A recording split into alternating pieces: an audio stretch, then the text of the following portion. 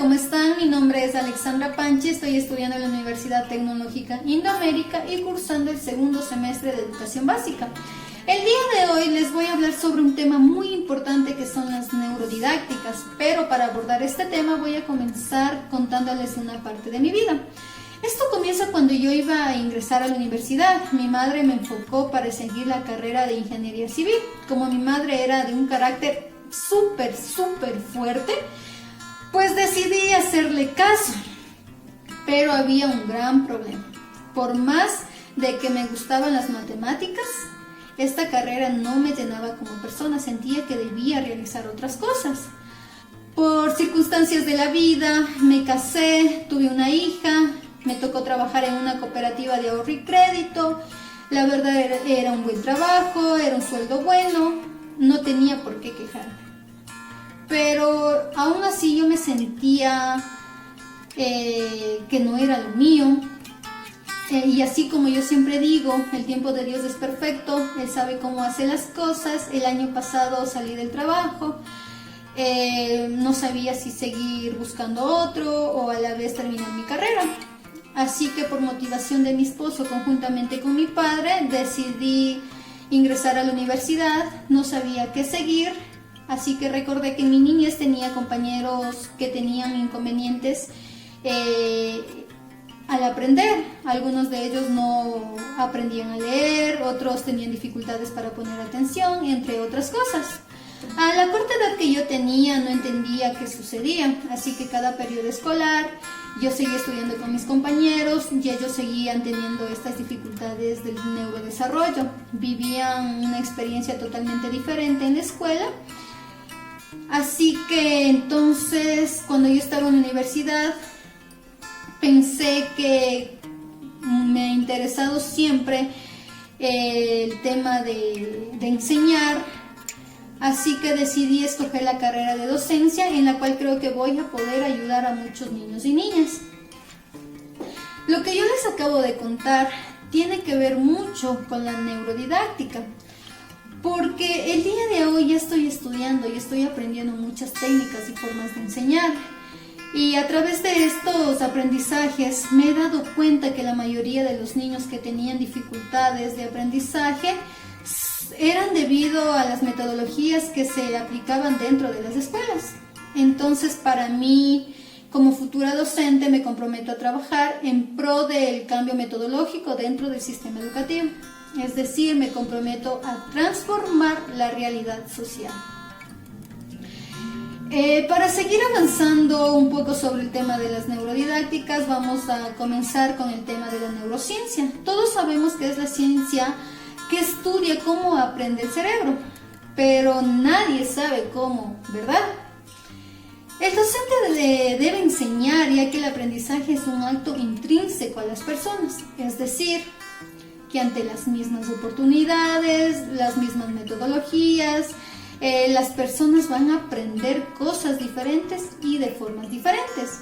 No todos vamos a aprender lo mismo, por eso les vuelvo y les repito, que en las manos de los docentes está en enseñar, pero utilizando esta ciencia que son las neurodidácticas.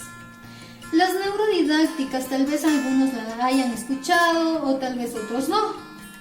Pero primero decimos que las didácticas es el arte de enseñar. Por ende, las neurodidácticas nos indican cómo son los procesos naturales de aprendizaje en nuestro cerebro. La neurodidáctica la vamos a llevar al sistema educativo y sobre todo en esta ciencia hay que tomar en cuenta que no aprendemos solos, ya que el cerebro es un órgano social y por ende para aprender debemos emocionarnos y esto es lo que queremos transformar en las escuelas enciclopedistas. Pero ustedes se han puesto a pensar o se han preguntado cómo es este aprendizaje dentro del aula. La respuesta, la verdad, nadie la va a saber. Pues yo les digo que no aprendemos en la primaria, no aprendemos en la secundaria, no aprendemos en la universidad. Donde nosotros de verdad aprendemos es cuando empezamos a trabajar o nos enfrentamos a retos reales. ¿Por qué les digo esto? Porque en la escuela solo somos receptores de información y en realidad sabemos que se construye solo aprendizajes mecánicos y memoristas. Ahora, sabemos que así no funciona la construcción del conocimiento. Y lo sabemos porque dos funciones que son determinantes en el cerebro, que es la intuición y nuestra creatividad, nos ayudan a emocionarnos y somos capaces de resolver problemas. Por lo tanto, lo que buscamos hoy en día es transformar el sistema educativo a través de los maestros, a través de los padres dentro de su casa, y así vamos a lograr transformar esta escuela tradicional. También nos diremos cómo lo vamos a hacer. Pues lo haremos a través del cerebro, ya que el cerebro va a aprender emocionándose. ¿Y por qué decimos esto, que aprende el cerebro a través de emociones? Porque sabemos que hay 3 mecanismos básicos para el aprendizaje, como son la motivación, la atención y las memorias. En el cerebro tenemos unos órganos o un órgano que son las amígdalas. Entonces las amígdalas lo que hacen es excitarse y provocar la activación de estos mecanismos. Sin estos mecanismos no se produce ningún aprendizaje en el cerebro. Por lo tanto, para aprender, les vuelvo y les repito, hay que emocionarnos. En una clase donde vamos a encontrar 4 paredes vacías, vamos a comenzar a dar un tema nuevo a unos niños de primaria.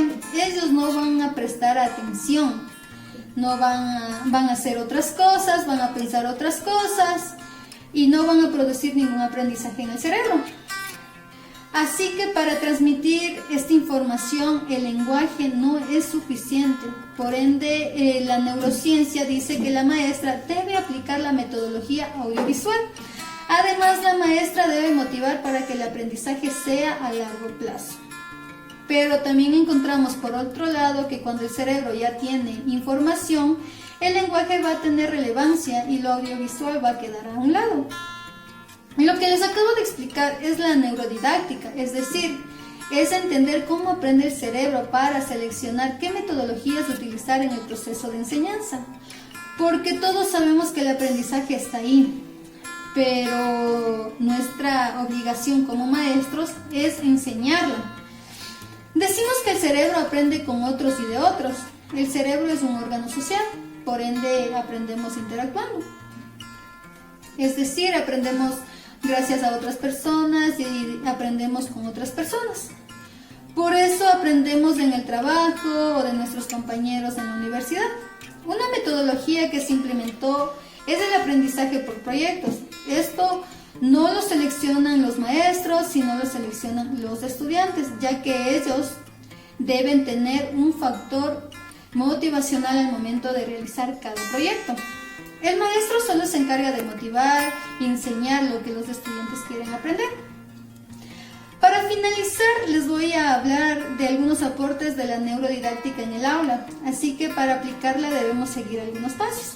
Primero, para ingresar a un aula de clase debemos nosotros como docentes ingresar con un buen ánimo, ingresar alegres, ¿sí? Además debemos generar emoción. Los estudios realizados en la neurodidáctica nos dicen que el primer paso que debemos dar es estimular la amígdala de los alumnos. El segundo paso es despertar el interés. Para que los alumnos puedan mantener su motivación deben darse 2 factores. Por un lado es necesario que entiendan la tarea, por otro lado que encuentren el significado de lo que están haciendo. Para ello debemos asegurarnos de que la tarea conecte con sus conocimientos previos y además ha sido perfectamente comprendida. También debemos asegurarnos de que para ellos el fin de realizarla tenga un sentido. El tercer paso es proponer un reto. A nuestro cerebro le apasionan los retos. Las tareas rutinarias le aburren y disipan nuestro interés y motivación. Por este motivo debemos plantearle pequeños retos que despierten nuestra atención e implicación. Es esencial que el reto entrañe cierta dificultad, pero que no diste demasiado de sus conocimientos, ya que se disfrutarían con facilidad y no se verían motivados. El cuarto paso Aquí se debe considerar que un aprendizaje adquirido en una clase magistral y que nos parece poco relevante tiene a perderse en 48 a 72 horas. Pero por otro lado, cuando el alumno se involucra de forma activa en la tarea o el proceso realizado, estos aprendizajes suelen afianzarse con mayor facilidad y además potenciaremos su creatividad y perseverancia. El quinto paso, debemos lograr el aprendizaje de corto a largo plazo. Para conseguir que nuestros alumnos sean persistentes, deben ir sintiendo que van integrando los contenidos que trabajan. La información novedosa entra a nuestro cerebro y esta la vincula con la información que reside en el hipocampo. Eso puede consolidar la memoria. El sexto paso es la retroalimentación. Para que la motivación siga vigente, debemos utilizar la evaluación como un método de retroalimentación. Este debe ser conciso, con la información muy clara y muchas veces de inmediato. Estos son los pasos que yo les puedo proporcionar para que ustedes realicen una clase